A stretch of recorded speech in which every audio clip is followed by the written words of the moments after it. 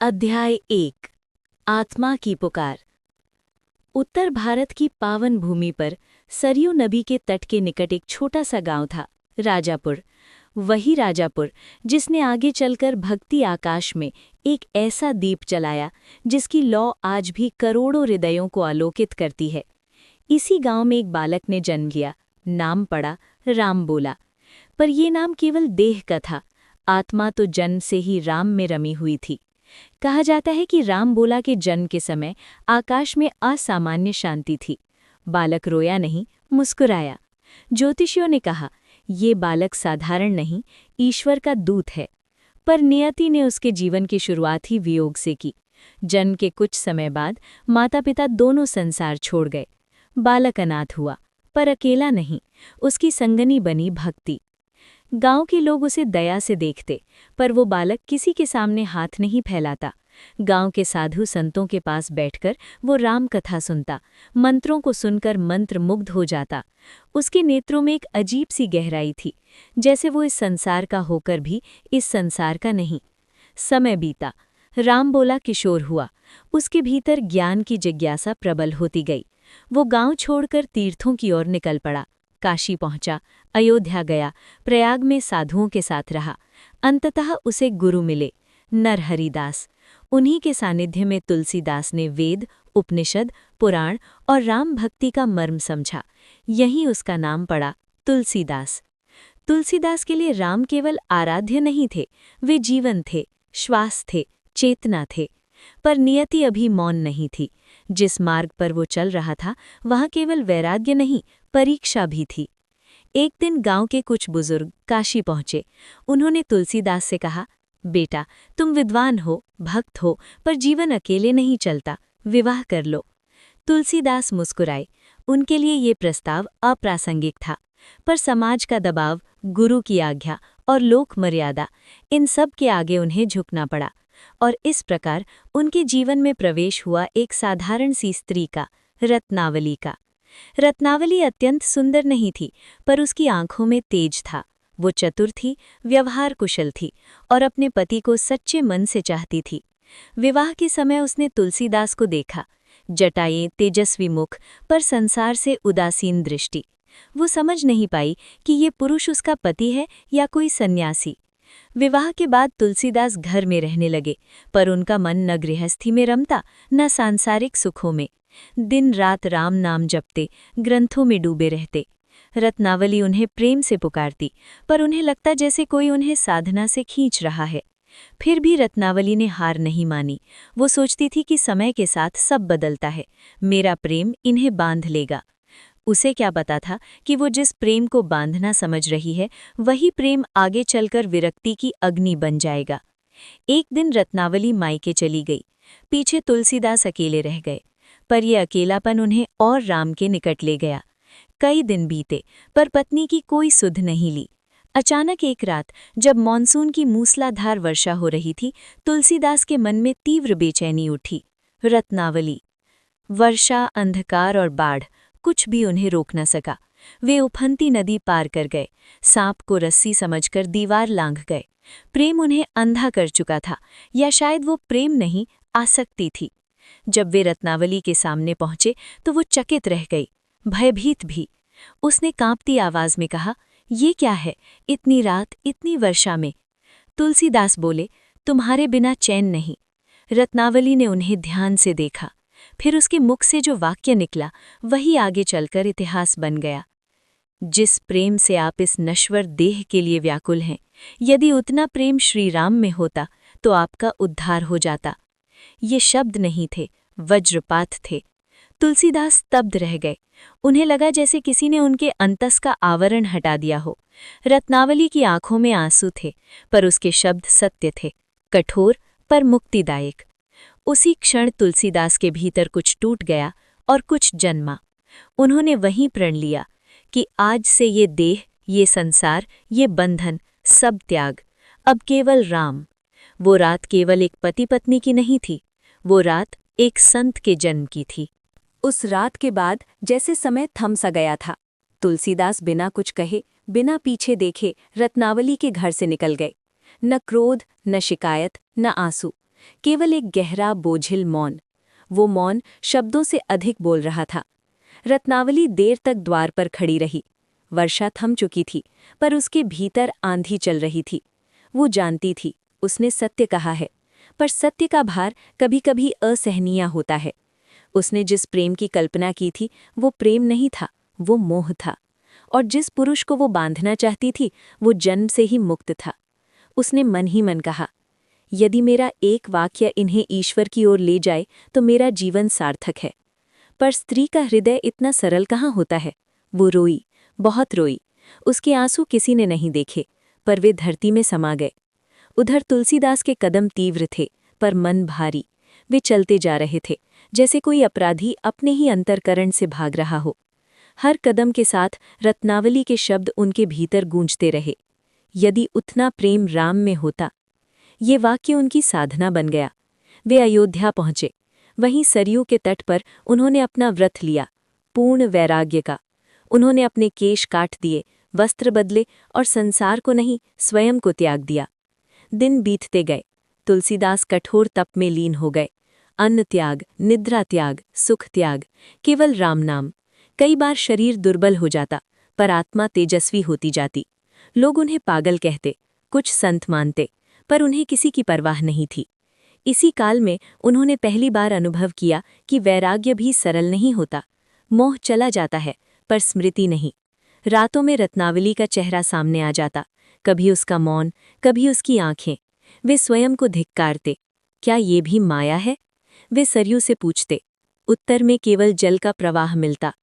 रत्नावली भी बदली। उसने संसार से मुंह नहीं मोड़ा, पर भीतर से सब त्याग दिया। पति के बिना भी वो पति की पत्नी थी। उसने किसी से विवाह नहीं किया, ना ही कोई शिकायत की। वो मंदिरों में जाती, राम का नाम जपती और तुलसीदास के लिए प्रार्थना करती। लोग पूछते, तुम्हें दुख नहीं? वो मुस्कुराकर कहती, जिसे राम मिल गया उसे क्या खोया। किसी ने उसका नाम इतिहास में नहीं लिखा, पर उसका त्याग किसी संत से कम नहीं था। तुलसीदास काशी पहुंचे, वही काशी जहां ज्ञान और भक्ति का संगम था। वहां उन्होंने स्वयं को पूर्णतः राम कथा में डुबो दिया। संस्कृत के श्लोक, वेदों की जटिलता, सब उनके लिए सरल हो गए। पर उनके मन में एक पीड़ा थी। राम सबको मिलते हैं, पर जनसाधारण तक कैसे पहुँचे? एक रात उन्होंने स्वप्न देखा। स्वयं श्री राम उनके सामने खड़े हैं, करुणा से भरी दृष्टि, मधुर वाणी। तुलसी, मेरी कथा को जन भाषा में उतारो। जो संस्कृत नहीं जानता, वो भी मुझे जान सके। तुलसीदास की आंखें खुल गईं, आंसू बह रहे थे। ये स्वप्न नहीं था, ये आज्ञा थी। उन्होंने उसी दिन प्रण लिया, राम कथा अब जन जन की होगी। पर हर प्रकाश से पहले अंधकार होता है। जब उन्होंने राम कथा लिखनी शुरू की, तो विद्वानों ने विरोध किया। संस्कृत छोड़कर अवधी, ये धर्म का अपमान है। तुलसीदास मौन रहे, उन्होंने प्रतिवाद नहीं किया।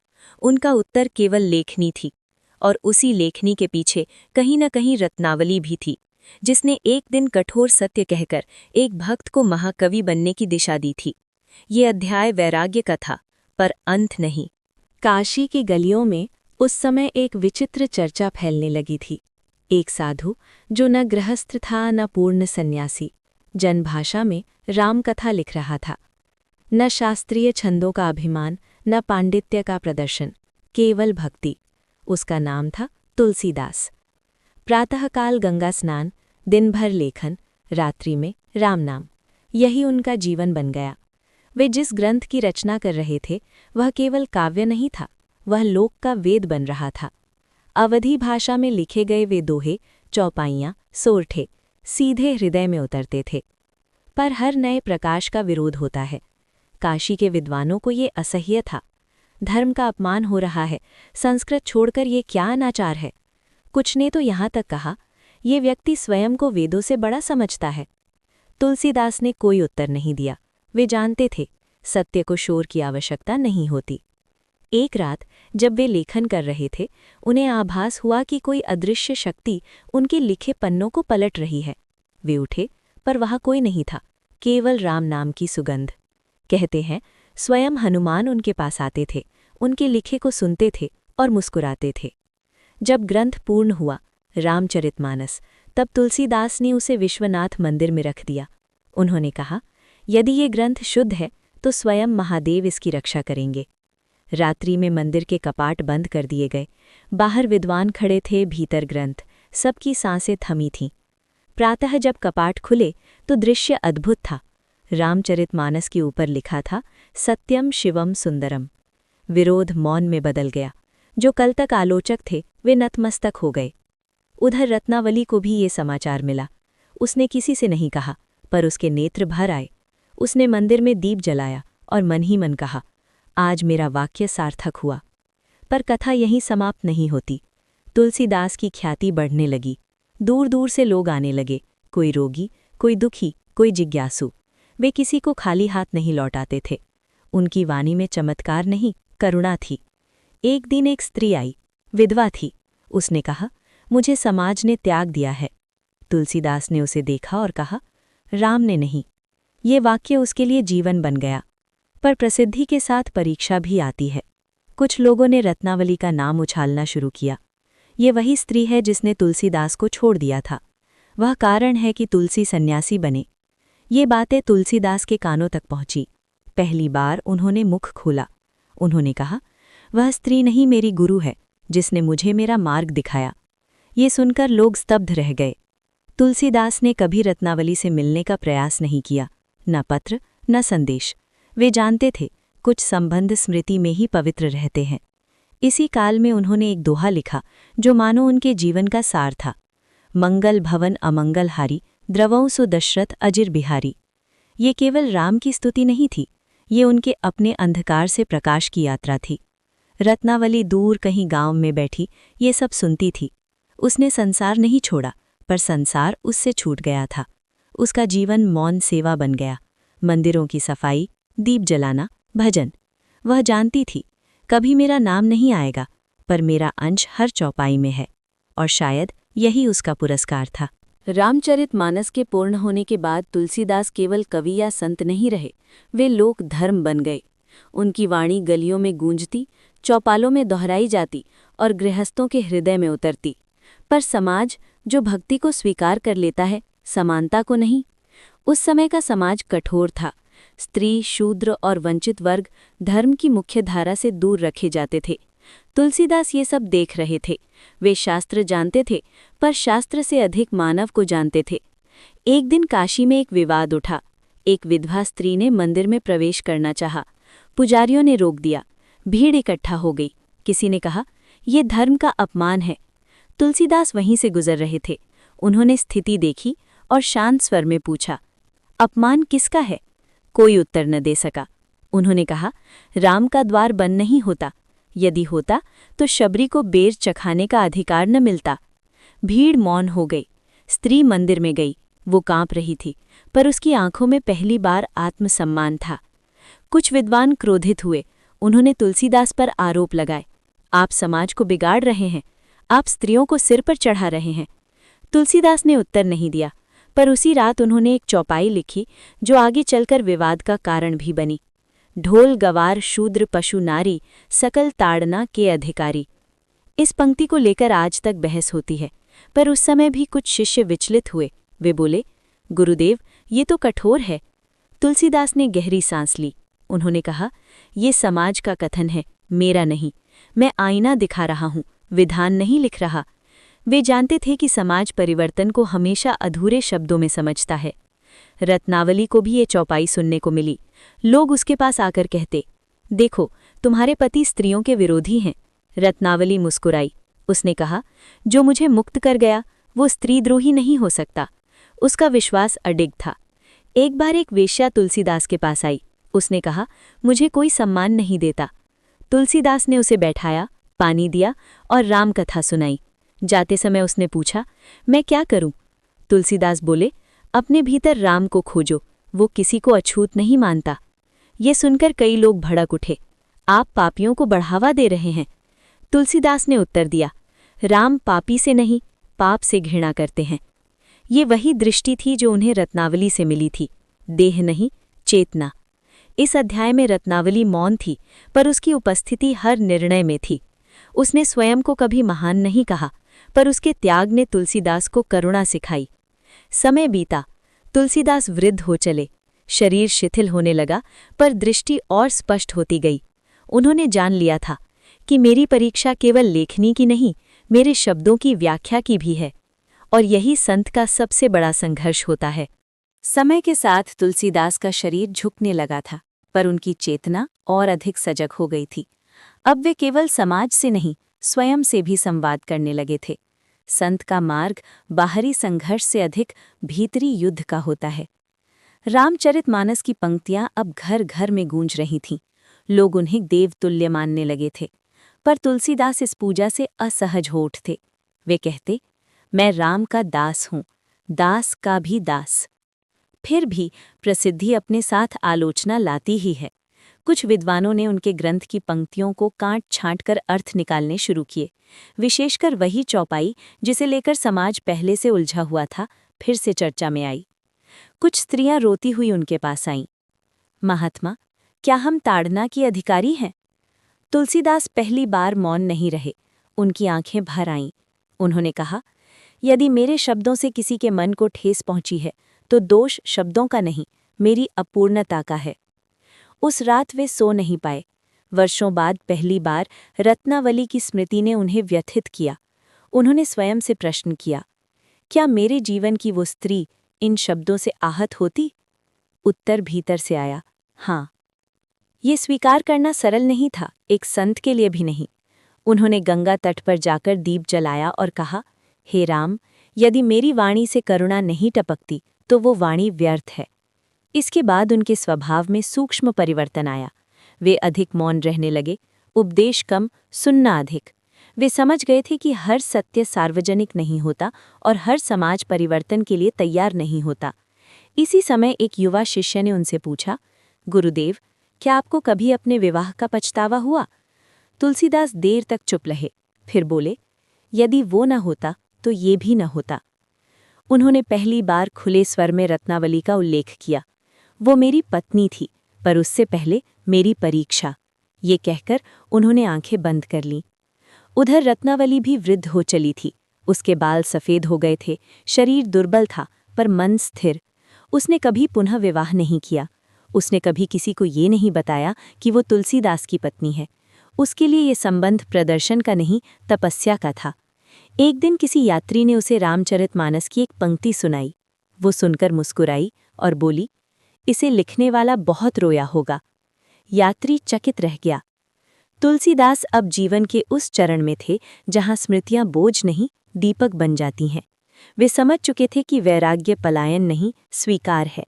रत्नावली को छोड़ना त्याग नहीं था, बल्कि एक मार्ग परिवर्तन था, और उस मार्ग में रत्नावली स्वयं दीप बनी रहीं। उन्होंने एक दोहा लिखा जो कम प्रसिद्ध है पर अत्यंत निजी। जिन हरि कथा सुनी नहीं काना, तिनकर जन्म व्यर्थ अभिमाना। ये दूसरों के लिए नहीं, स्वयं के लिए था। अब कथा अपने अंतिम मोड़ की ओर बढ़ रही थी। काशी की हवा में अब पहले जैसी तीव्रता नहीं थी। तुलसीदास वृद्ध हो चले थे, देह क्षीण थी, पर मुख पर अद्भुत शांति थी। वो शांति जो केवल लंबी तपस्या के बाद आती है। उनके दिन अब लेखन में नहीं, स्मरण में बीतते थे। रामचरितमानस पूर्ण हो चुका था, पर रामकथा अभी भी उनके भीतर बह रही थी। वे प्रायः गंगा के तट पर बैठ जाते, न प्रवचन न उपदेश, केवल मौन। शिष्य पास बैठते पर प्रश्न नहीं करते। वे समझ चुके थे कि अब गुरु शब्दों से नहीं, उपस्थिति से सिखा रहे हैं। एक दिन एक वृद्ध स्त्री काशी पहुंची। सफ़ेद वस्त्र, हाथ में छोटी सी पोटली, आंखों में थकान और गहराई। किसी ने नहीं पहचाना। वो सीधे गंगा तट की ओर गई जहां तुलसीदास बैठे थे।